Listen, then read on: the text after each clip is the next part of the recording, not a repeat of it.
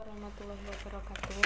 Perkenalkan, nama saya Lu'lu' Sa'adatus Syifai dengan NIM 500200036 akan membawakan video penjelasan tentang musculus brachium dan antebrachium sebagai tugas inhal saya. Di bagian posterior itu terbagi menjadi 5 bagian, yaitu os vertebrae 1-7. Terus dari sini sampai sini. Lalu ada os vertebrae thoracicae itu ada 1-12 sampai sini. Lalu ada os vertebrae lumbalis 1-7 sini. Lalu di bawahnya ada os sacrum sini ini. Lalu ada os coccygeus di sini.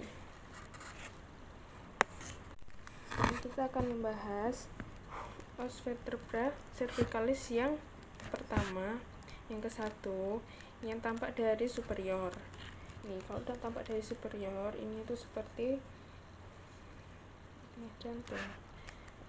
Lalu ini namanya yang biru ini fascias articularis superior. Nah, lalu yang tampak dari inferior itu yang biru ini bentuknya seperti ginjal, namanya fascias articularis inferior. Lalu kita membahas yang vertebra cervicalis kedua, dilihat dari ventral. Yang khas di vertebra cervicalis kedua ini, dia ada dens axisnya. Nah, kalau misalkan yang ini, yang vertebra cervicalis kedua itu tampak apex dentis. Kalau tadi terlihat utuh fascias articularis anteriornya, kok di sini hanya terlihat seperti bulatan. Kalau yang di ventral itu tadi terlihat oval. Lalu kita lihat yang vertebra cervicalis yang kelima. Nah, vertebra cervicalis kelima ini di bagian corpus vertebrae fascias intervertebralisnya dia berbentuk persegi panjang. Nah, kalau yang biru ini articularis superiornya dia itu tampaknya kecil seperti ini. Lalu yang vertebra cervicalis ke-7. Kalau yang tadi yang kelima itu berbentuk persegi panjang, kalau ini bentuknya seperti segi lima. Nah, di bagian vertebra cervicalis 5 ini terdapat processus spinosus yang terbentuk seperti dua taring seperti itu. Sekarang membahas vertebra thoracicae yang kelima. Nah, ini di sini terdapat processus transversus. Nah, ini terdapat foramen vertebrae. Nah, dia itu bentuknya seperti glove. Lalu kita membahas ke vertebra lumbalis ke-4. Yang khas di sini dia itu terdapat processus articularis superior dan processus mamillaris. Itu yang bisa membedakan vertebra lumbalis dan vertebra thoracicae. Kita masuk ke os sacrum. Nah, ini ada dilihat dari os sacrum dilihat dari dorsal dan os sacrum dilihat dari ventral. Nah, kalau misalkan dari dorsal itu yang terlihat tidak rata atau kasar seperti ini. Kalau yang dari ventral itu lebih halus seperti ini. Nah, kalau yang tampak dari dorsal itu dia terdapat crista sacralis mediana. Nah, kalau di tampak dorsal itu semuanya pokoknya ada crista-cristanya. Kalau misalkan dari ventral itu khas terdapat linea transversae itu. Lalu ini kita yang terakhir di os vertebrae, kita membahas os coccygeus. Nah, ini tuh tampak seperti ekor. Nah, dia yang paling bawah ini namanya os coccygeus. Nah, os coccygeus kalau tampak dari ventral itu seperti ini. Kalau tampak dari dorsal itu seperti ini. Kita masuk ke bagian lateral, yaitu di os costae. Di os costae itu dibagi menjadi 3 bagian, yaitu costae verae 1-7, costae spuriae itu dari 8 sampai 12, lalu costae fluctuantes itu dari 11 sampai 12. Dari os costae ini, yang os costae yang pertama itu dia terdapat tuberculum costae, dia terlihat sangat menonjol di sini. Lalu yang di os costae yang kedua, dia itu terdapat tuberositas musculis serrati anterioris, nih dia terlihat agak kasar di sini. Lalu yang di os costae yang ketiga, dia terdapat angulus costae seperti biasa. Lalu yang ke-8, os costae yang ke-8 itu dia terdapat crista capitis costae, terlihat paling beda, dia lurus. Lalu terdapat sulcus costae, ini sulcus costae itu seperti garis. Terima kasih, cukup sekian video penjelasan tugas inhal dari saya, kurang lebihnya mohon maaf. Wassalamualaikum warahmatullahi wabarakatuh.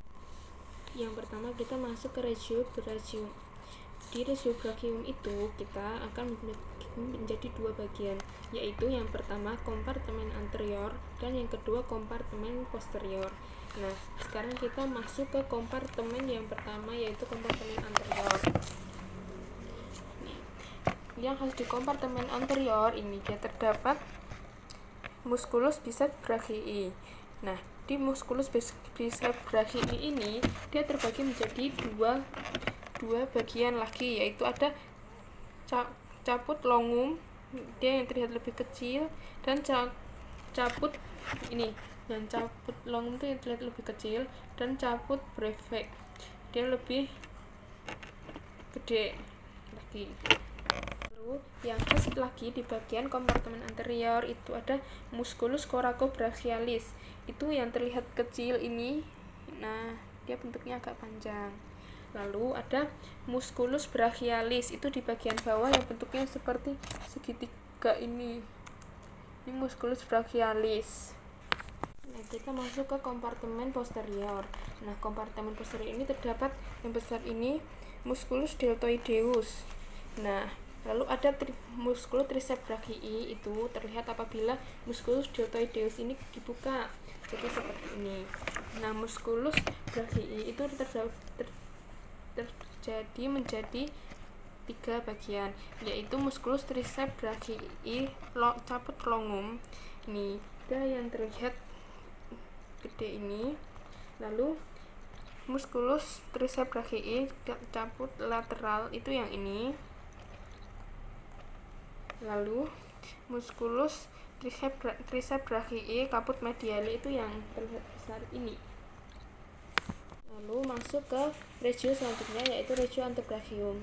Regio antebrachium itu terbagi menjadi 2 bagian juga, yaitu kompartemen anterior dan kompartemen posterior. Dan kita masuk yang ke pertama, kompartemen anterior. Di kompartemen anterior itu dibagi menjadi 3 bagian, yaitu lapisan superficialis, lapisan intermediate, dan lapisan profunda. Kita masuk ke yang pertama, lapisan superficialis. Nah, lapisan superficialis itu di dalamnya terdapat musculus pronator teres. Nah, pronator teres itu di bagian yang ini, kelihatan kecil. Lalu terdapat musculus palmaris longus. Musculus palmaris longus itu ini, palmaris longus. Lalu terdapat musculus flexor carpi ulnaris yang sebelah sini. Lalu terdapat musculus flexor carpi radialis. Yang carpi radialis ini yang terlihat besar ini. Ini carpi radialis. Ke bagian selanjutnya, yaitu lapisan intermediate. Itu dia ada musculus flexor digitorum superficialis. Nih, digitorum superficialis itu di sini terdapat 3 caput, yaitu caput radiale, lalu caput humorale, dan ada caput ulnare. Lalu selanjutnya itu ada di lapisan profunda, itu yang khas terdapat 3 bagian, yaitu musculus pronator quadratus itu yang bentuknya seperti ini. Lalu musculus pollicis longus itu ini, yang ini nanti dia panjang gitu. Lalu ada musculus flexor digitorum profundus, itu ada di sininya. Yang kedua yaitu kompartemen posterior, itu terbagi menjadi 2 lapisan, yaitu lapisan superficial dan lapisan profunda. Masuk ke lapisan selanjutnya yaitu lapisan posterior, itu terdapat 6 bagian yang khas, yaitu pertama ada musculus brachioradialis. Nih, dia yang tampak besar nih di sini, yang di pojok ini. Lalu yang kedua ada musculus extensor carpi radialis. Nih, sampingnya ini yang musculus brachioradialis tadi. Kalau brachioradialis ini, kalau yang musculus extensor carpi radialis itu yang ini. Lalu masuk ke musculus extensor carpi radialis brevis, itu yang ini. Lalu musculus extensor digitorum, itu yang di tengah yang besar. Lalu musculus extensor digiti minimi, itu yang sampingnya yang besar, itu ada yang kecil ini.